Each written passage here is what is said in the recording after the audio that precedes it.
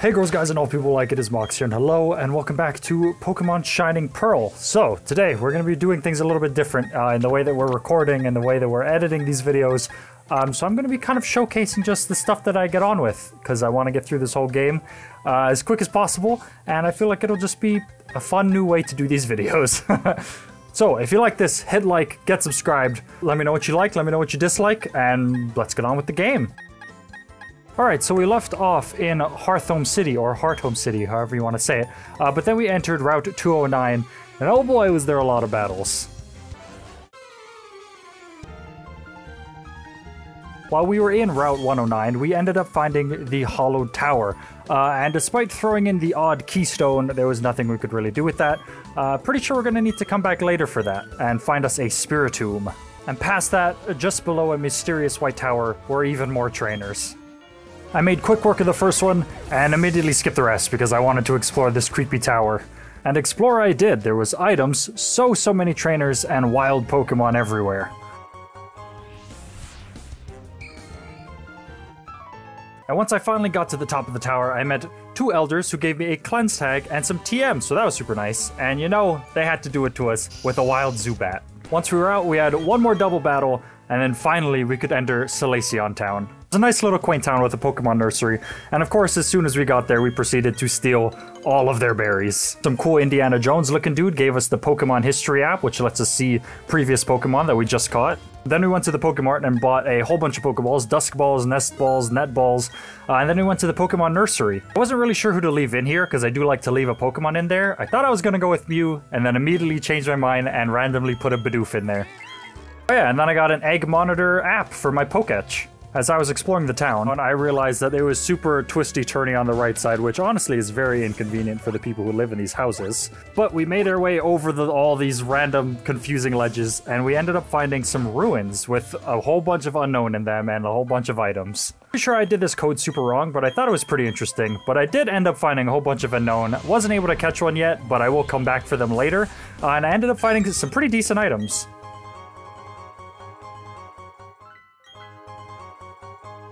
I found another weird code that I wasn't able to decipher at this time, but I'd love to come back and see if it's anything.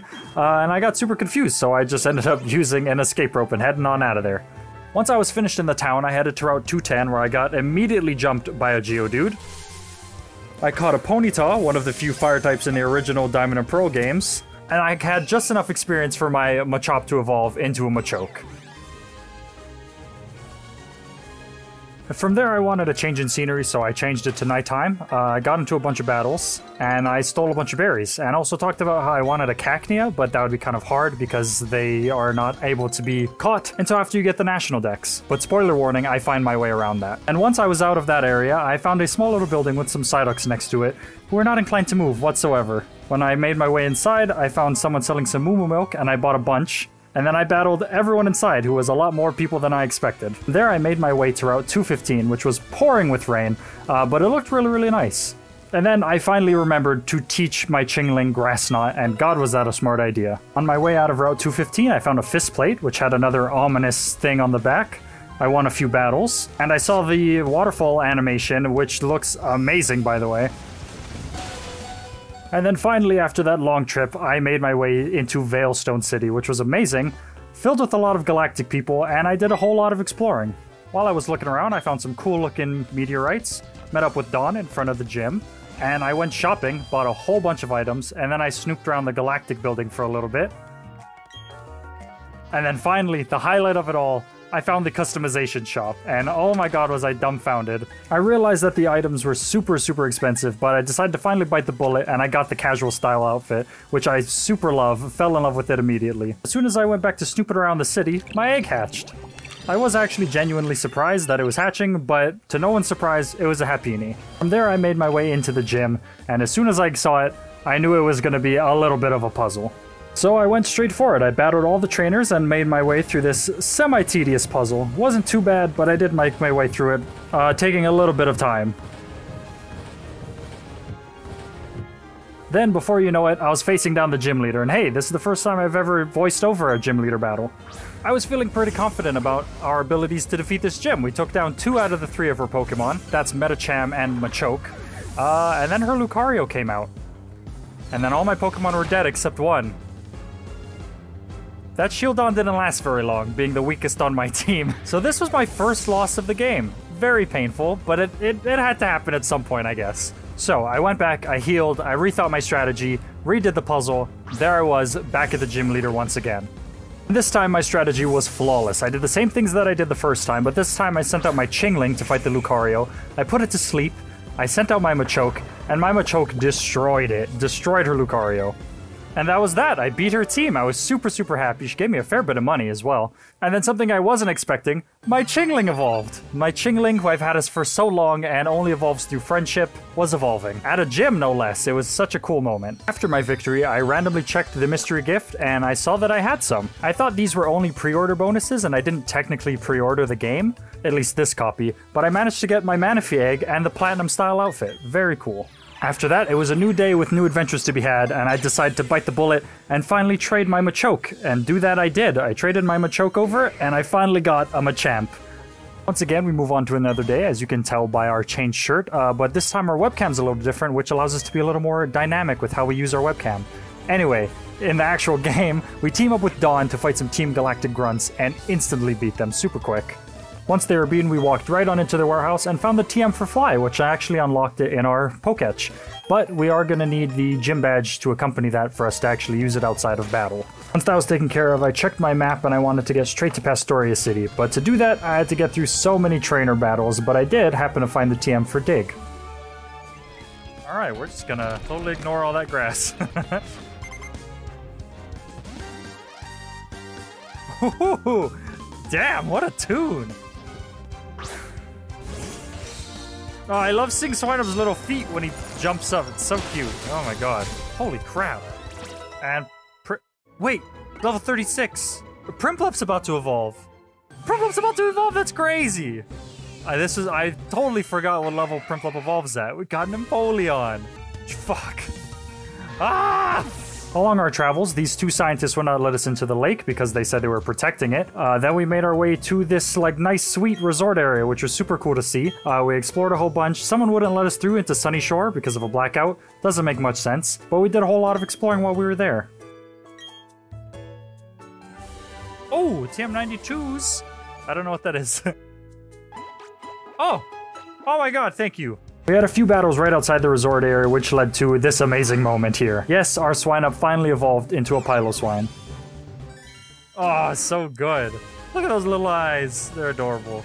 Then we had to go through a whole bunch more battles, which weren't actually too bad. They had some pretty weak Pokemon. And then we met this dude who could read the thoughts of our Pokemon based on their footprints. It was super weird. Did he just speak for my Pokemon?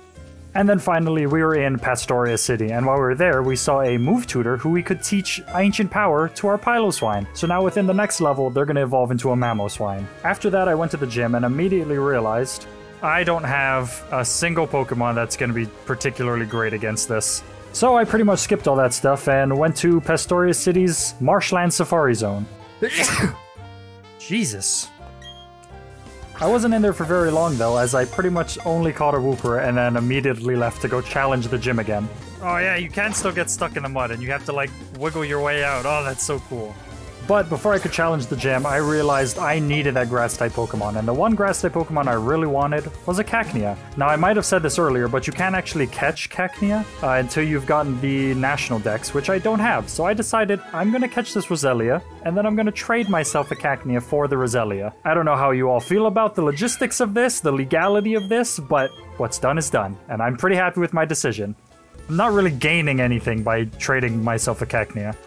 There we go. Okay, trading my Roselia for a Cacnea. Oh my god. So when I was setting up this whole Cacnea trade, I was trying to make sure that they didn't have too OP moves or like crazy stats or anything. So I kind of just left it all randomized. Like I just left it up to chance. Except the moves. The moves I kind of just picked some like whatever moves. Nothing too crazy. But hey, there we go. We got us a Cacnea. And real quick, before I challenged the gym, I taught Cacnea Bullet Seed, which came in super handy. And then I went through the process of figuring out everything about this puzzle, and I went through some battles. I really like the water reflections off the wall. That's like a real cool aesthetic thing that I like. Some of them were easier, some of them were harder. Cacnea? Fuck, oh my god. So I went and I healed up, and then I went right back to battling and figuring out this puzzle. After a quick minute or two, we figured the puzzle out, we had a cheeky little save, and we were finally at the gym leader. Alright, let's do it. Hope for the best. So because we just got Cacnea and we didn't have any electric attacks, we had to strategize. Yeah, it would have destroyed us. It had Ice Fang as well. Oh, Crunch! This dude is well-rounded. It kept you awake! Why does Uproar keep Pokemon awake? Was I stupid? Finally, Gyarados was beaten and it was time to show the true power of Cacnea. Cacnea won't obey! Cacnea, you're goofy right now, bro. Y'all need to start listening. This is it began to nap! Ooh, I'm dumbfounded by this, Machamp! I had to go back to the drawing board, so what I did was I revived my Cacnea, but left it in the background, pulled out my Empoleon, and won the battle, because I still wanted my Cacnea to get the experience and evolve. Oh, he's so cool! Kinda wish we had Cacnea longer, but we got Cacturn, and I'm pleased with that, or as is. Spiky Shield! Spiky Shield's pretty good! Yes! Philo Swine! MVP! Yes, okay. Very cool. And upon beating Wake, we got the Fen badge, some TMs, and the stickers that he uses in battle. To celebrate my victory, I just ran around with Cacturn, letting his waggly arms go all over the place. It's adorable, and I love it. Then we made our way to Route 212, which was super muddy. We got stuck in the mud a few times.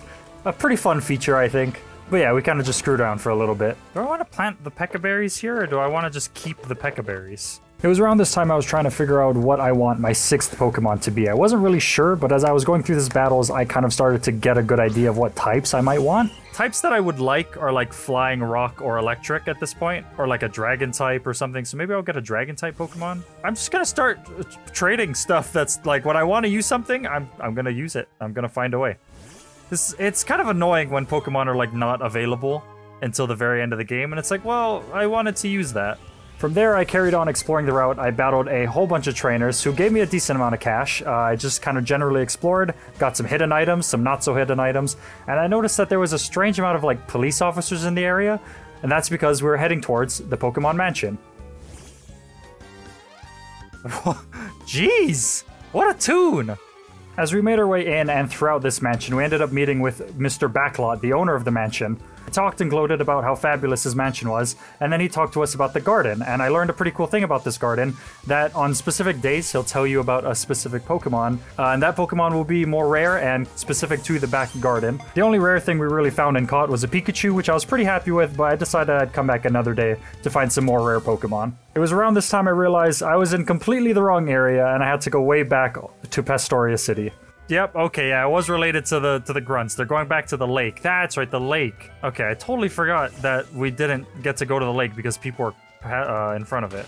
As we were chasing the Team Galactic Grunt out of the city, we bumped into our rival, Nainoa, who of course, as always, wanted to battle, and you can just tell how ecstatic I was to that thought.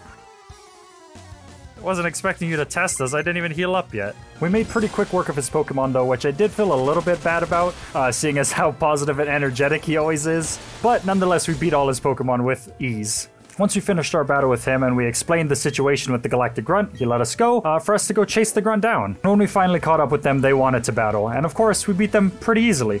Can't battle anymore, running on fumes. I have to give this to the man, or I wish I got to use it at the lake. Oh, he's like stumbling away now, this poor guy. Alright, that's all the time I have for today. Thank you guys so much for watching. Don't forget to like, comment, and subscribe if you enjoyed this. Stay tuned. Let me know if you want to see more stuff. Let me know if you're liking how I'm recording these videos now. I kind of like it. I feel like it's fresher, it's new and different for me. Anyway, thanks for watching. See you all in the next one. And goodbye. By the way, I have a Discord down in the description, so if you want to join the Discord, talk to me about Pokemon or anything related to the channel currently, let me know.